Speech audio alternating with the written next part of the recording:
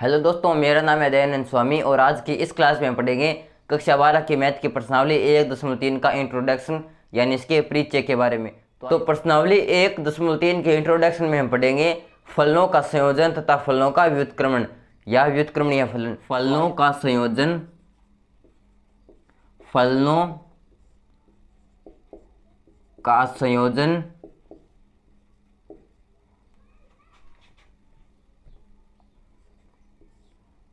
तथा व्युत्क्रमणीय फलन। व्युत्क्रमणीय फलन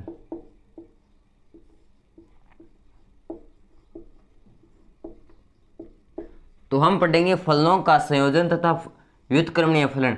तो हम मान लेते हैं कि सबसे पहले तो इसमें पढ़ेंगे फलनों का संयोजन। तो फलनों का संयोजन समझने के लिए मान लेते हैं कि एक फलन f है जो a से b में परिभाषित है। यहाँ पर लिखेंगे माना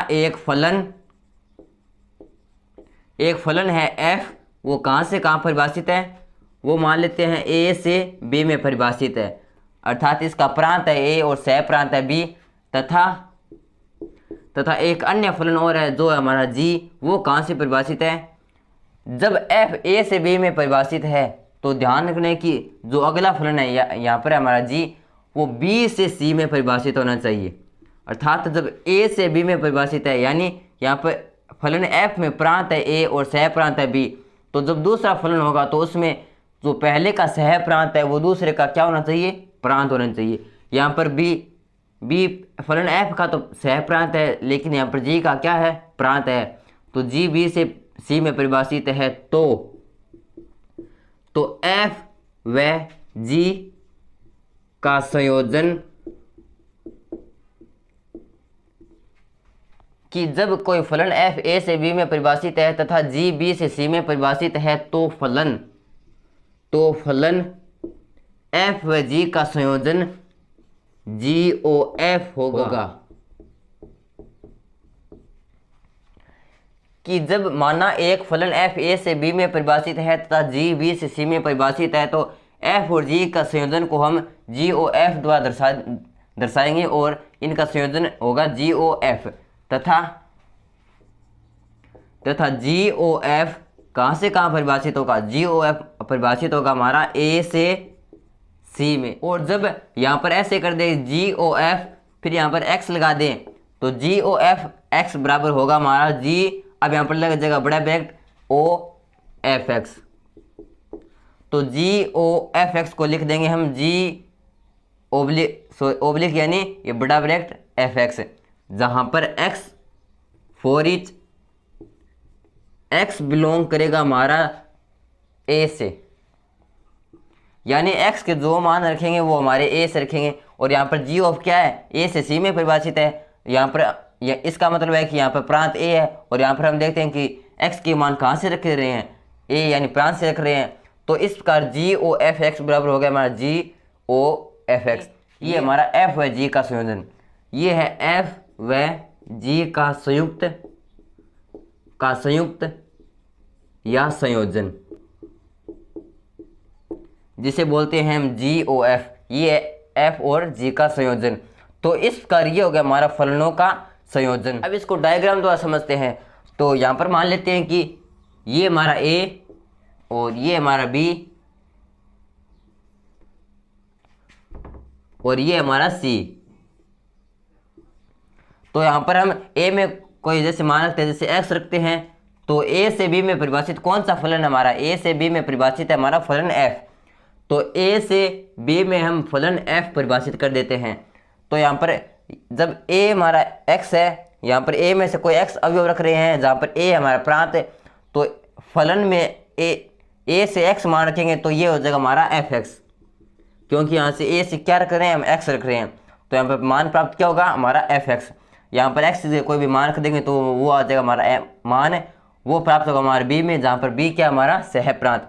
तो ये फलन परिभाषित हो गया हमारा a से b में, जहाँ पर प्रांत यानी a से हम मान रख रहे हैं x, सह प्रांत में प्राप्त हो रहा है हमारा fx कोई मान होगा। तो ये होगा a से b में परिभाषित फलन f।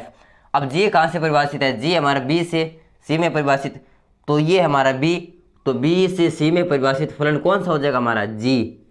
और g यहाँ पर जब हम रखेंगे तो g के लिए अब यहाँ पर अवयव क्या है, fx है, न कि x। यहाँ पर b क्या है, यहाँ पर b पूरा का पूरा g के लिए प्रांत है, और यहाँ पर प्रांत में fx कोई फलन है या फिर fx कोई मान है, तो यहाँ पर fx अवयव हम इस g फलन में रखेंगे तो ये हो जाएगा हमारा g(o(fx)।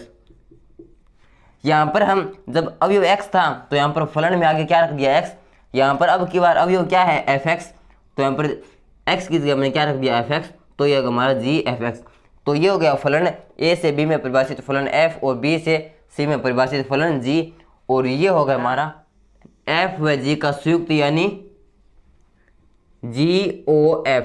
GOF का मतलब है f व g का संयोजन, f व g का संयोजन या f व g का संयुक्त फलन।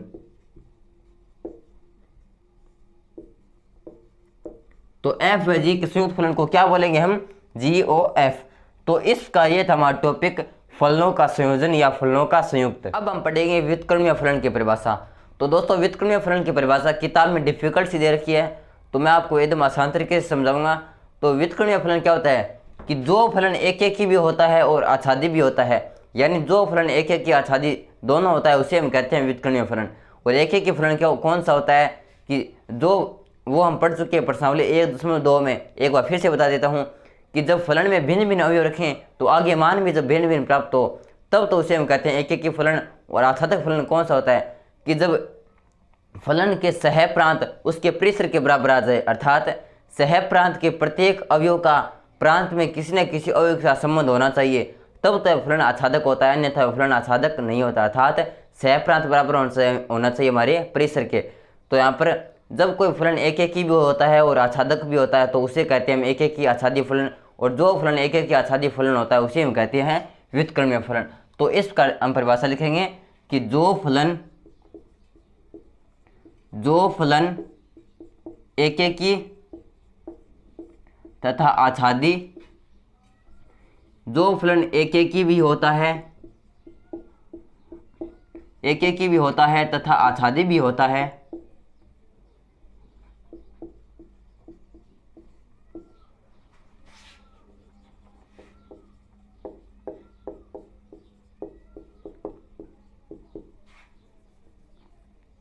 जो फलन एक एक ही भी होता है तथा आच्छादी भी होता है उसे हम व्युत्क्रमीय फलन कहते हैं, उसे हम व्युत्क्रमीय फलन कहते हैं, व्युत्क्रमणीय फलन कहते हैं। तो इसका जो फलन एक एक की भी सिद्ध हो जाता है, आच्छादक भी सिद्ध हो जाता है, तो उस फलन को हम कह सकते हैं व्युत्क्रमीय फलन। तो ये था कक्षा 12 की मैथ की प्रश्नावली नंबर 1.3 का बेसिक या उसका इंट्रोडक्शन। तो दोस्तों वीडियो कैसा लगा प्लीज़ कमेंट कर जरूर बताना, और अगर वीडियो अच्छा लगा तो प्लीज़ वीडियो को लाइक करना और चैनल को सब्सक्राइब करना। धन्यवाद।